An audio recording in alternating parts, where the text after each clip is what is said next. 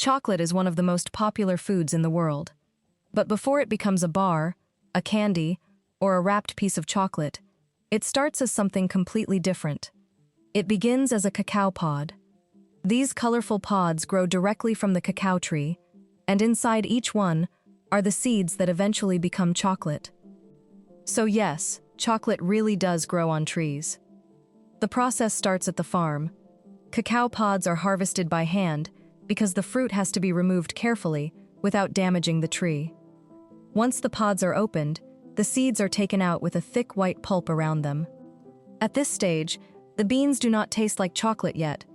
The pulp is fruity, sweet, and slightly sour, while the beans inside are still raw and bitter. The white pulp can be separated from the beans and pressed into cacao water. It looks a little like coconut water, but the flavor is more tropical, with notes that can taste citrusy, sweet, and fresh. But the real chocolate-making process begins with the beans. After the pulp is removed, the cacao beans have to be fermented. Fermentation is one of the most important steps in the whole process. Without it, the beans would taste flat, bitter, and bland.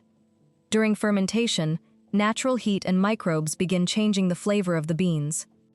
This is where the deep chocolate taste starts to develop. After fermentation, the beans are spread out to dry. They sit under the sun and are turned again and again, so the moisture can leave evenly.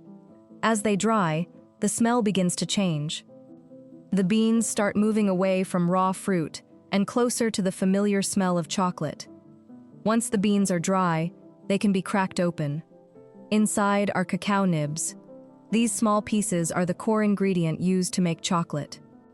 When the nibs are ground down, they release fat called cocoa butter and slowly turn into a smooth chocolate paste.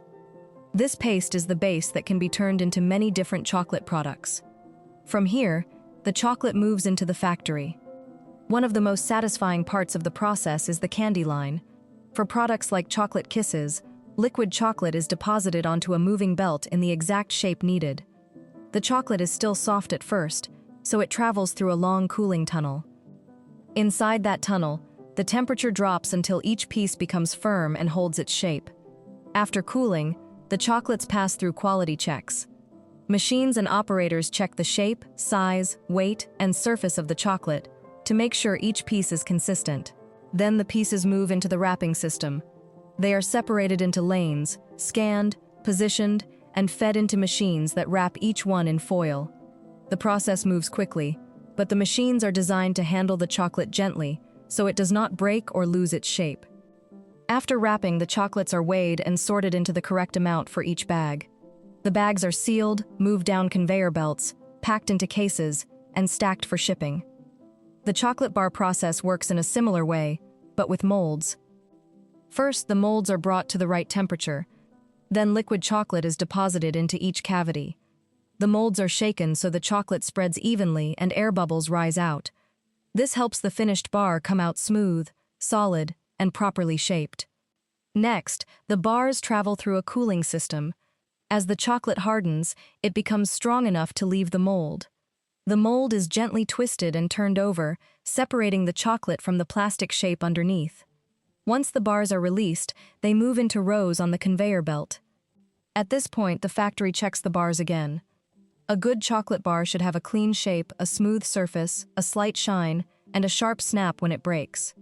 That snap is a sign that the chocolate was tempered correctly. Tempering controls the crystal structure inside the chocolate, which affects shine, texture, and how cleanly it breaks. After the bars pass inspection, lasers and sensors help line them up for wrapping. If there is a gap, the belts adjust their speed.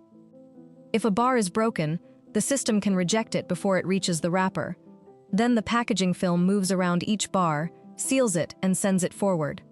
From there, robotic systems pick up the finished bars, stack them into trays or boxes, and move them through the factory on conveyor belts. By the end of the process, the chocolate has traveled a long way. It started as a fruit growing on a tree. It was harvested, opened, fermented, dried, cracked, ground, molded, cooled, inspected, wrapped, boxed, and prepared for stores. That is what makes chocolate so interesting. The final product looks simple, but behind every bar is a chain of farming, fermentation, chemistry, machinery, cooling, quality control, and packaging. And that is how chocolate is made from cacao pod to factory bar.